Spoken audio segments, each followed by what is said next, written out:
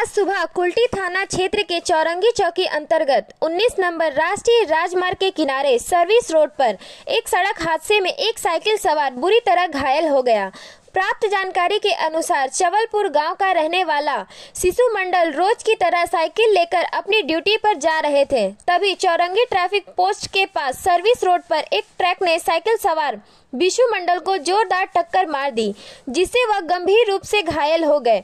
उन्हें तुरंत इलाज के लिए आसनसोल जिला अस्पताल भेजा गया। घटना के विरोध में स्थानीय निवासियों ने रोड जाम किया। घटना की सूचना पाकर चौरंगी चौकी के अधिकारी और कुल्टी ट्रैफिक गार्ड के अधिकारी मौके पर पहुंचे और प्रदर्शन कर रहे लोगों को समझाया।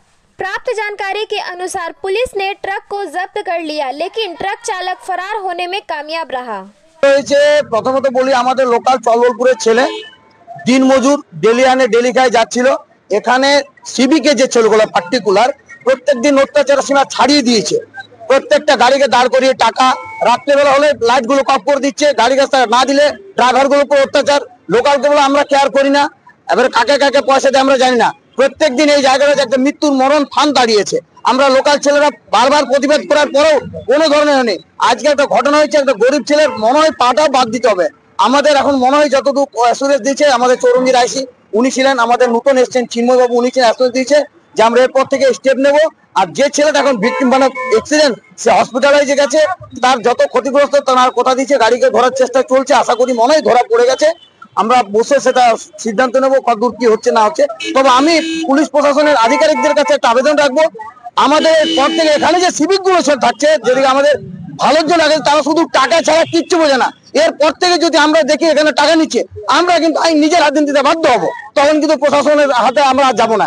এবার এখন কেমন অবস্থা? এখন ওনার অবস্থা খুব বাজে জায়গায় আছে, হসপিটালে আছে। মনে হয় একটা পা হয়তো বাদ দিতে হতে পারে। এখানে পড়েছিল অ্যাক্সিডেন্ট হয়েছে, তাদের দায়িত্ব কি সিভিকের যে ওখানে আমাদের একটা গেট আছে সেখানে খবর দেয়, তারা না খবর দিয়ে পালিয়ে দিয়েছে। আমরা চলবুক্ত আমাদের গ্রামের এই বিশু মন্ডল ও ডিউটি যাওয়ার জন্য ঘর থেকে বার হয়েছিল। একটা 65 নম্বরের ট্রাক এই জামতলা দিয়ে ঘুরছিল। এইখানকার ট্রাফিকরা সিভিকরা কিছু পয়সা দেওয়ার জন্য গাড়ি তাড়া করেছে। ও গাড়ি সোজা না গিয়ে এই সোজা যেয়ে ওকে মেরে চলে গেছে। গাড়ি এখন ওই ট্রাক নিয়ে ধরা পড়িস। এখন কি অবস্থা? এখন দুটো পায়ে ওর মানে গাড়ি ওর চেপে গেছে গাড়ির উপর। তো আপনারা তো রাস্তা অবরোধ করলেন, কোন রাস্তা অবরোধ? রাস্তা অবরোধ 8 ঘন্টা ছিল। কি এখন পুলিশ বললে স্টেটমেন্টে সব খরচা দেওয়া হবে, এইভাবে ইয়া করা হয়েছে এবং ফ্যামিলিটা দেখা হবে। ফ্যামিলিতে কেউ নাই সেরকম। গাড়ি আটক হয়ে গেছে। গাড়ি আটক হয়ে গেছে। কি চাইছেন আপনি? ওই ট্রিটমেন্টে সব খরচা দেওয়া হোক এটাই। আর এখানে যেমন কোনো টাকা পয়সা না গাড়ি না ছাড়া হয়। আপনার নাম? মুকুল মুখার্जी। आसनसोल से बीजू मंडल की रिपोर्ट, पीवीटीवी न्यूज। नियमित अपडेट एवं दुनिया भर की ताज़ा खबरों के लिए हमारे फेसबुक पेज को फॉलो एवं यूट्यूब चैनल को सब्सक्राइब करें। রানীগঞ্জ শহরের এনএসবি রোডে অবস্থিত সুসজ্জিত এবং মনোরম পরিবেশে অতিথিদের পরিষেবার জন্য তৈরি অতিথি in hotel and restaurant. Hotel অতিথি ইন পরিষেবায় থাকছে অত্যাধুনিক সুবিধাযুক্ত এসি রুম।